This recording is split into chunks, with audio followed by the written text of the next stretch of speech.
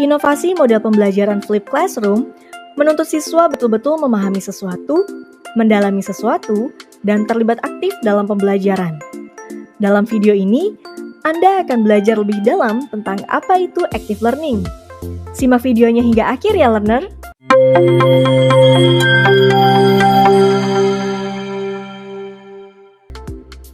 Active learning atau pembelajaran aktif merupakan gagasan di mana siswa lebih bertanggung jawab terhadap proses belajarnya sendiri.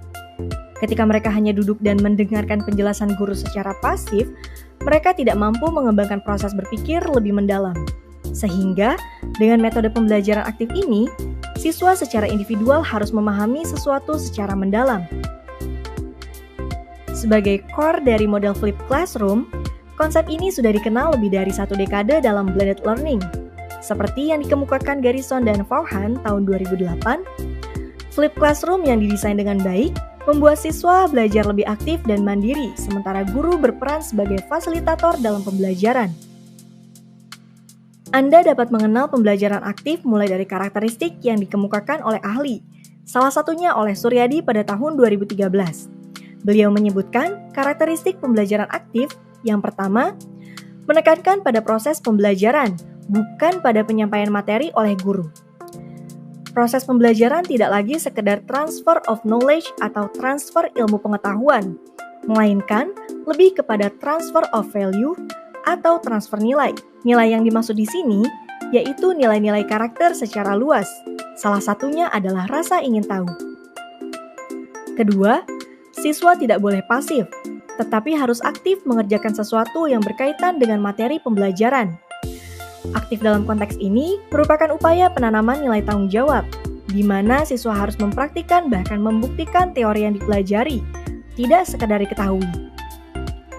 Ketiga, penekanan pada eksplorasi nilai-nilai dan sikap-sikap berkenaan dengan materi pembelajaran.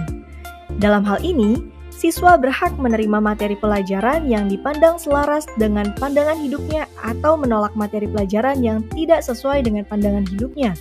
Pola pembelajaran ini merupakan proses pembentukan sikap secara matang. Keempat, siswa lebih banyak dituntut berpikir kritis, menganalisis, dan melakukan evaluasi daripada sekedar menerima teori dan menghafalnya.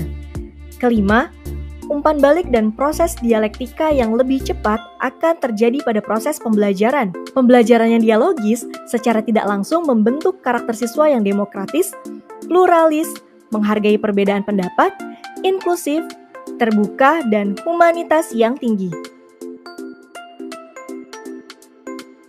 Sebagai catatan, dalam melaksanakan pembelajaran aktif, Anda perlu memonitor proses pembelajaran secara konstan dan melakukan improvement demi kelancaran aktivitas belajar. Selain itu, Anda juga perlu menginvestasikan waktu lebih dalam pengembangan atau kurasi learning materials dan menjadikannya satu desain pembelajaran yang bermakna. Sebagai inovasi dalam metode pembelajaran aktif memiliki kelebihan. Di antaranya, yang pertama, pengamatan terhadap beberapa model atau contoh, memberikan kesempatan pada siswa untuk melihat dan mengetahui lebih dalam. Kedua, refleksi yang dilakukan dengan cara mengungkapkan pengalaman kepada teman dan guru, potensial mengundang dialog di dalam kelas sehingga memungkinkan muncul pengalaman atau pengetahuan baru. Ketiga, pemecahan masalah yang disajikan memungkinkan siswa berada di dalam kondisi higher order thinking. Keempat, diskusi melatih siswa untuk menganalisis, menilai, membandingkan, dan memecahkan masalah adalah metode belajar kooperatif dan interaktif.